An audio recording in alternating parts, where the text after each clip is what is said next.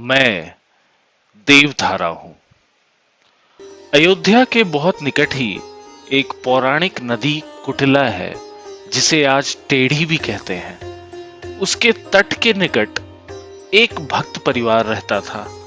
उनके घर एक सरस्वती नाम की बालिका थी। वे लोग नित्य श्री कनक बिहारिणी बिहारी जी का दर्शन करने के लिए अयोध्या आते थे। सरस्वती जी का कोई सगा भाई नहीं था, केवल एक मौसेरा भाई ही था। वह जब भी श्री रघुनाथ जी का दर्शन करने आती, उसमें मन में यही भाव आता था कि सरकार मेरे अपने बड़े भाई हैं। उसकी आयु उस समय मात्र 5 वर्ष की थी। रक्षाबंधन के कुछ समय पूर्व उसने सरकार से कहा कि मैं आपको राखी बांधने आऊंगी। उसने सुंदर राखी बनाई और रक्षाबंधन पूर्णिमा पर मंदिर लेकर गई। पुजारी जी से कहा कि हमने भैया के लिए राखी लाई है। पुजारी जी ने छोटी सी सरस्वती को गोद में उठा लिया और उससे कहा कि मैं तुम्हें राखी सहित सरकार को स्पर्श करा देता हूं और राखी मैं बांध दूंगा। पुजारी जी ने राखी बांध दी और उसको प्रसाद दिया। अब हर वर्ष राखी बांधने का उसका नियम बन गया।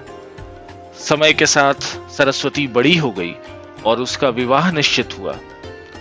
वह पत्रिका लेकर मंदिर में आई और कहा कि मेरा विवाह निश्चित हो गया है, मैं आपको न्योता देने आई हूं। चारों भाइयों को विवाह में आना ही है। पुजारी जी को पत्रिका देकर कहा कि मैंने चारों भाइयों से कह दिया है, आप पत्रिका सरकार के पास रख दो और आप भी कह दो कि चारों भाइयों को विवाह में आना ही है। ऐसा कहकर वह अपने घर चली गई।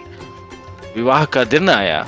अवध में एक रस्म होती है कि विवाह के बाद भाई आकर बहन को चादर ओढ़ाता है और कुछ भेंट वस्तुएं देता है। उसकी मौसी ने अपने लड़के को कुछ सामान और 11 रुपए दिए और मंडप में पहुंचने को कहकर वह चली गई। उसका मौसेरा भाई उपहार, वस्त्र और 11 रुपए लेकर रिक्शा पर बांधकर विवाह मंडप की ओर निकल पड़ा।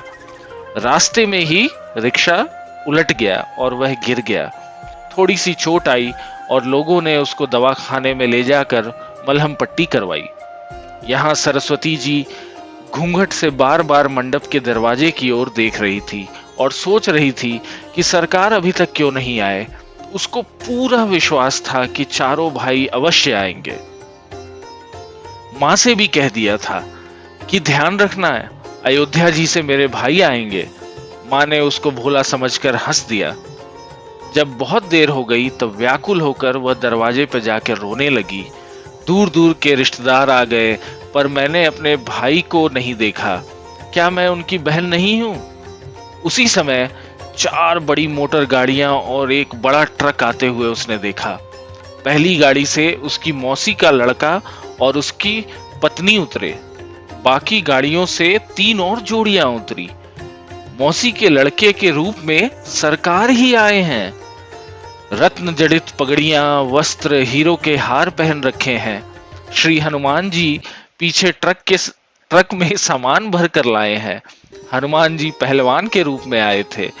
उन्होंने ट्रक से सारा सामान उतारना शुरू किया। स्वर्ण, चांदी, पीतल, तांबे के बहुत से बर्तन, बिस्तर, सोफे, ओढ़ने बिछौने के वस्त्र, साड़ियां, अलमारियां, कान, नाक, गले, कमर, हाथ पैर के आभूषण। मौसी देखकर आश्चर्य में पड़ गई कि इतनी कीमती सामान मेरा लड़का कहां से लेकर आया। चारों का तेज और सुंदरता देखकर सरस्वती समझ गई कि यह मेरे चारों भाई ही हैं।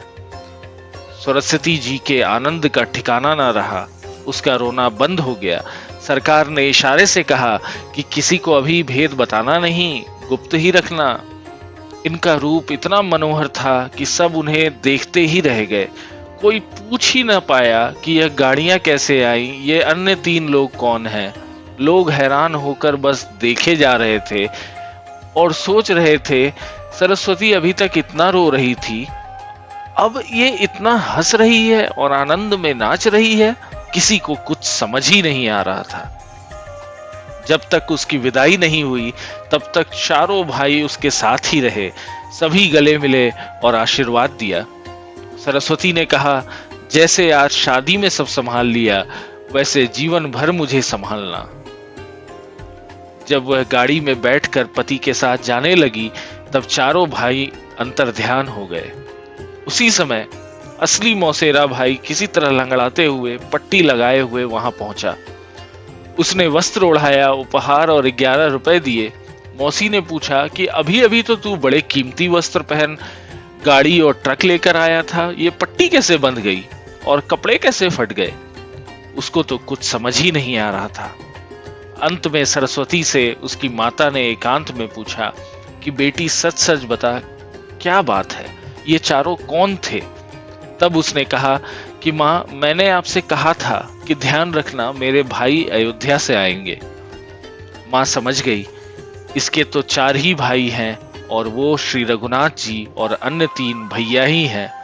माँ जान गई कि श्री अयोध्यानाथ सरकार ही अपनी बहन के प्रेम में बंध कर आए थे और अपनी बहन को इतने उपहार, आभूषण, वस्तुएं और आशीर्वाद दे गए। बोलना पड़ेगा, राधे राधे, जय सिया राम।